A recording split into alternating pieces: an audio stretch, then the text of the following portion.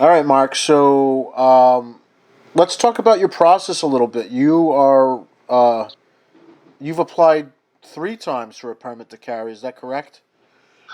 That's correct. I applied 3 times. Once in, I believe it was either 2014 or 2015. I was denied lack of need. At that point in time, that's when I started saying, all right, well, there's something seriously wrong with this because, well, number one, what do I have a need? Well, other states don't need to have a need or urgent necessity or anything like that. And I feel I do have a need, but what they said was I had was generalized fears. I didn't have urgent necessity. There's really 3 parts to the justifiable needs statute if you look at it. One of them is specific threats, the justifiable need, and the third part is urgent necessity. If you only have, you need to have all 3. Even if you do have all 3, they're more than likely going to deny you on urgent necessity. The second time I applied, and I'm a little sketchy on the dates, but I'm pretty sure it was 2016. I knew exactly what I was doing. The only reason I did that application was to appeal it. And I even told the judge that. The only reason I'm here is to appeal this, so let's, get it over with. Yeah, and it was Judge Smith, and he said, well, you're well within your right to appeal it. I said, all right, well, that's what I'm going to do. Ironically, they postponed my hearing for a month. And it just so happened that John Ray, the other gentleman who was working with me in Factor, was in the courtroom the same day I was for the same reason. So I went before John and I got denied. Now, what was good about that was I got to sit back and watch John get denied. And but when you're sitting watching somebody get denied and you know what's going on, it's really good because you can see how it's done. You can see the prosecutor bounce things off the chief bounces things off the judge. Next thing you know, John's denied. So it was interesting to watch that. And I talked to John afterwards. I said, look, I'm going to appeal this. If you want to appeal it with me, I know a guy by the name of Jay Factor who's got a lot of historical knowledge. I said, I think that's pretty significant because I've never seen it brought up before. I said, maybe we can get a case going. I don't know how far we can go, but what do you think? So John was on board, Jay was on board, I was on board. We just started formulating this case, and we got into appeals court pro se. Factor wrote the argument for both of us. And then there was arguments back and forth between the county and the appeals court. We lost in appeals court. I said, all right, well, let's not stop. Let's go to New Jersey Supreme Court. And it was right around that time that Jay Factor suggested David Jensen. And I said, yeah, sure. Who's that? And Jay knew David Jensen from his case back in 2006. And I believe he did a little bit of work with Jensen back in 2006. Right. Yep. So we started talking to Jensen, and we all agree. And Jensen actually Jensen and Factor wrote most of the argument for the New Jersey Supreme Court argument, which they sent me a 1-paragraph rebuttal, which pretty much just stated you're denied. Well, that's not really a bad thing because it leaves an open argument. So we said, all right, well, what should our next move be? And Jensen said, well, I would skip the Third Circuit right now because the Third Circuit then was very unfriendly. He said, let's go right to Supreme Court. I said, really? U.S. Supreme Court? He said, yeah, why not? I said, all right, let's go. So we formulated a pretty good argument, sourced the money, and we went to Supreme Court. Right, and now that case was part of, what was it, about a dozen Second Amendment related cases that all There were got. 9 that day. 9 in total that day. 3 out of New Jersey. One of them was a Rogers case. And there was another carry case in there, which was a Gould case out of Massachusetts. Mm-hmm. There was a microstamping case, and I believe there was another magazine case thrown in there too. There's 9 of them, and the Supreme Court just decided to wipe all 9 of them completely off the slate. They were just gone. Right. Yep, I remember that. That was a letdown. And this is after, I think, my case and the Rogers case and the other case out of New Jersey. I can't pronounce that guy's last name right, so I'm going to say it was Cloak, and I'm probably way off. But I think me and the Rogers case was brought up for conference probably 4 or 6 times. So we're like, wow, we're going to be heard. We're going to be heard. We're going to be heard. And David Jensen's like, don't be so sure, because Heller was actually brought up for conference a hell of a lot more times than you were. Then he was right. In the end, all 9 cases are wiped off the slate. Now, what's interesting is the Supreme Court doesn't let you know they're gone. They don't tell you why it's gone. If they're just gone, that's the end of it. Right. They don't give you the, there's no breakup letter there. Nope, nothing, no email, no letter, no reason why. That's just it. Yeah. The only good thing that we got to see was that Thomas did write a dissent about the Rogers case, where him and Alito wrote dissents on why it should have been heard. So we're like, you know what? Maybe they'll bite at something in the future. Sure, and But at that point in time, I was dead in the water. That was it. And because of that, basically your matter was dead, and reapplying would have been futile, right? At that point, yeah. Right. So then, of course, we have our decision that came down from the Supreme Court in New York State Rifle Pistol Association versus Bruin, striking basically any kind of justifiable need or interest balance, for that matter. I mean, that's what it really boils down to. There can't be any of those determinations where a human being,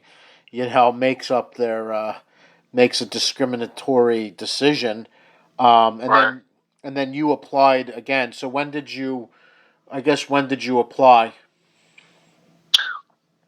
Right after 4th of July of this year, so it was, I think it was July 5th or 6th. I applied. It was right after the Bruin decision, directly after it. Actually, when I listened to the oral arguments of the Bruin decision probably 4 times. Yeah. And I was like the only one saying, this is a winner. Go listen to this. You got to listen to this. You can read the writing on the wall. The questions were very leading from the justices, I felt.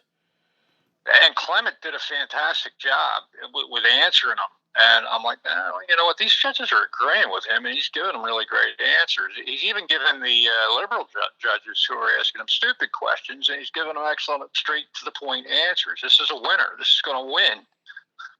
And I'm like, well, if this wins, I'm reapplying. So July 5th or 6th, I reapplied. I had to wait. I fumbled around a little bit with the fingerprints, because I was like, you know what, maybe an Identigo near me will open up, in Jersey. Right. And I'm like, that ain't going to happen. So I said, the hell with it. I'll go over to PA. Sure. I think I went over to PA on, I think it was July 9th, to Ambler, PA. It was another $30, but the hell with it.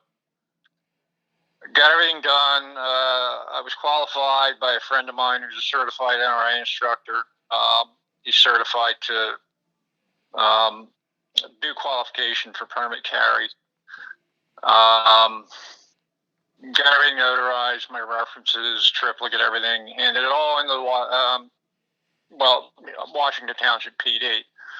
And they handled the application very, very quickly. So I know for a fact that my application got over to the court around July 29th. It was finished and there.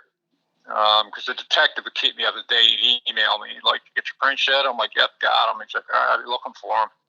He's like, "All right, got your prints, your packet's done, it's over at the courthouse." I'm like, okay. Then I waited. I didn't hear from them for a while.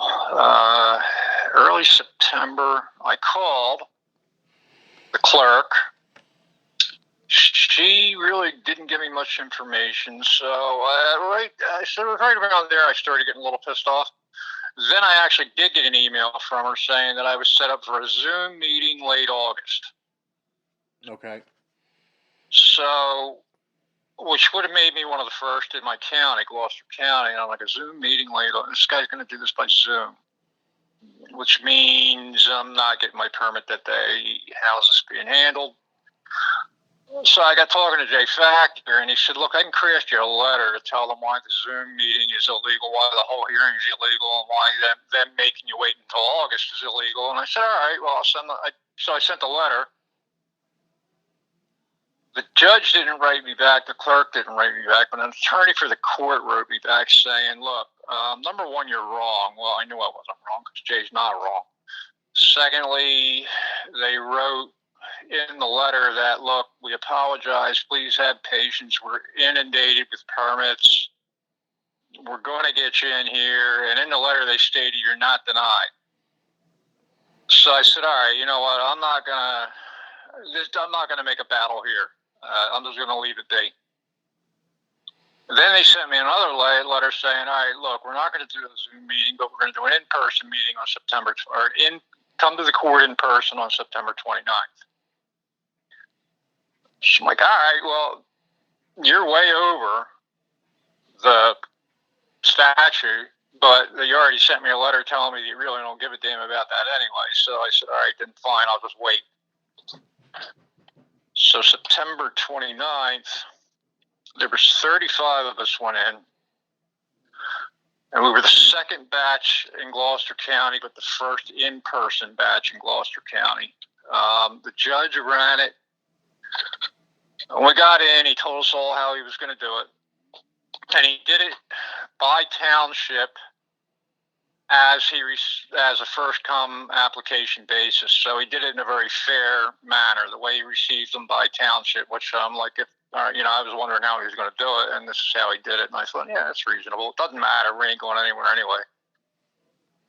So he would call your name, and you would come up, sit down, and he would state your name, and then he would state the type of firearm and the serial number, and you would say, yes, that's correct. The clerk would come over, have you sign your permit, and then he would ask, and there was a state prosecutor there, and he would ask her, does the state have any objections? And she said, no objections. Then you went and sat back down. At the end of it, when all 35 of us got to go up, the clerk brought the stack down and said, all right, I'm going to call you up one by one. You come up and get your permit, and that was it. So that was it. Okay, and that was when that just happened. Was it last week or the week before? September 29th. 29th. So it was like last Thursday, right? Yep. So that was then. Yeah. Okay, that's cool. Well, Mark, what I know you've been involved, as an advocate and almost like a perpetual plaintiff as well, because you also did some work to dismantle New Jersey's, ban on electric weapons as well. Do you care to talk about that just a little bit? Yeah, the taser case and the stun gun case came from two pretty well-known attorneys now, because they did Young versus Hawaii for a long time, and that was Alan Beck and Steve Stambolia. Alan Beck's actually out in California, and Stambolia's out in Mississippi, down in Mississippi. Now, I met Stambolia when we were running the Party of Six. I don't know if you recall that. I have my Party of Six T-shirt upstairs. I still have one. Yeah, okay. And yeah, you remember when we were doing that. Yep. 6 guys from different counties all apply and get denied at once to prove New Jersey has some kind of inter-office memo with all the judges. Well, we proved it. But we ran into, how the hell did we run into him? God damn. I can't remember. He wound up getting involved in that somehow. I can't remember how. I think he contacted me because he took an interest in what we were doing. And he took an interest in Albert Almeida's case specifically. Remember him? Yes. Yep. He moved out of Jersey, right? Mm-hmm. Yep. Yeah. Last I heard, he was in North Carolina, but he's still got properties up in Newark, I believe. So he's floating around somewhere. I don't see anything of him anymore. Mike Tominelli went over to PA, and some of the other guys, I don't know where they're at. Of the original party of 6. But where the hell was I going with this? Oh, yeah. Well, I kind of kept contact with Steve and Alan Beck over the years. Stan Belia called me up one night and said, look, we're going to come after New Jersey in their taser ban. Would you like to be a plaintiff? And I said, yeah, all right, why not? I said, it's not, as long as it don't cost me anything. I said, I really don't have any interest in that. Not really. I'm more concerned about carrying a firearm. But if you go, he says, well, we're overturning this state by state by state. I said, all right, why not? I'll do it. So really, I just agreed to be a plaintiff. And all I had to do was go online, try to order a taser, say I was from New Jersey, and then the screen comes up, well, we can't ship to New Jersey. Take a screenshot, send it to them. That was it. Yeah. They did the rest of it. That was history. That's a powerhouse team right there. Those guys are doing phenomenal work, and they're continuing to do phenomenal work. A lot of stuff in Hawaii, a lot of stuff in California. So, all right. So yeah, they're going after New York. I think they got that overturned. They were going after Philadelphia. They're doing butterfly knives, tasers, handgun, anything. Batons. They just started doing like a little baton and billy club thing in Hawaii. So they're very active and doing a tremendous the Young work. case, the Young versus Hawaii case, that's 14 years old. I find that absolutely fascinating that's 14 years old. I'm like, that Alan Beck blows told me me, away. you gotta be kidding me. Yeah, that's how bad Hawaii is. That blows me away. And that was GVR, they right? tied him up in litigation for that long. What's that? That was GVR'd, right? They grant vacated and remanded back down. So that's all great. So you had that victory there and got us, electric weapons in New Jersey. And also, I think I remember seeing about, 2 months ago, you're now back in the plaintiff chair again, and you're challenging New Jersey's restrictions on semi-automatic rifles, right? Yeah, kind of through Jensen, I got involved with Firearms Policy Coalition because he does a lot of work for them. So I kind of got involved with them a bit. And they have a scout who will, search social media or send out emails and stuff. And he put a post up on the syndicate page that FPC was looking for plaintiffs for an assault weapons ban against New Jersey. You want to throw your name in the hat. And I threw my name in the hat. A couple other people did too, but he wound up emailing me, and then we talked a little bit. And he said, we're kind of glad you called. We think you'd be the ideal plaintiff. I said, all right, well, what's the case about? Where are we going with it? What do you guys expect to get out of it? They explained it to me, and he sent the case to me. I read it. It's a pretty straightforward standard case. And they contacted me before the Bruin decision, which is pretty smart because these guys have these cases lined up ready to go before the Bruin decision because I think they knew the Bruin decision was going to be good. And he said, all right, well, we need to wait for the Bruin decision. And after that, I'll call you, let you know. So, of course, they did. I agreed to be a plaintiff. And here we are. That case is sitting in U.S. District Court right now. Of course, New Jersey filed a motion to dismiss. which I know they expected that to happen.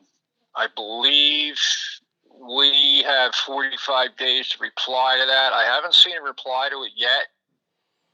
Where do I believe they're going to go with this case? They haven't told me where they're going to go with it, but where I think they're going to go with it, I think they're going to probably run that right at the Supreme Court if they have to.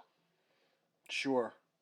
Yeah, I mean that's going to be interesting. And I find it funny because now we had Rogers and Cheeseman carry cases, and now we have Rogers and Cheeseman assault weapon ban cases. I saw that. Yeah, Rogers is with the NYSRPA case. I'm like, all right. There's another guy named Connolly who's joined with me out of Brick Township. Don't know him, never met him, but there he is. But I did look at the NYSRPA box case, and there's Rogers. So I'm like, all right, well, hey, may the best man win, whatever. Oh yeah, I mean everyone's doing fantastic work, and we're going in the right direction. Well, Mark, I definitely appreciate your time on this. Yeah. What are your other plans going forward? Just as the wind blows you, or do you have more things in mind? Do you have a teaser for us? John, the one thing I've always been about, and the one thing I will always be about, is something called self-governance, which is people taking legislative action to try to save their rights. We have this one case this bill. I'm sorry, I think it's A502. It's the sensitive places bill. And I'm telling people, look, you got to take a good look at this bill. You have to contact your legislators now. All of them, not just yours, but contact all of them. I don't care, email, phone, whatever, letter, and tell them why this is such a piss-poor written bill. It's a horrible bill, and what this bill is going to do, it's going to restrict our permits right back down to us, right into the house. I mean, we can't go to a parade. We can't go to a public gathering. We can't go to a stadium. We can't go to dinner or to a restaurant because they're serving alcohol. Well, who the hell says I'm going to get all drunk up? They don't know that. But New Jersey's going to pass that bill and try to pass that bill. And once it becomes law, we're stuck with it until somebody brings up a lawsuit. Lawsuits are wonderful. They are. But the problem with lawsuits is you need a plaintiff, you need a case, you need an attorney, and they take time.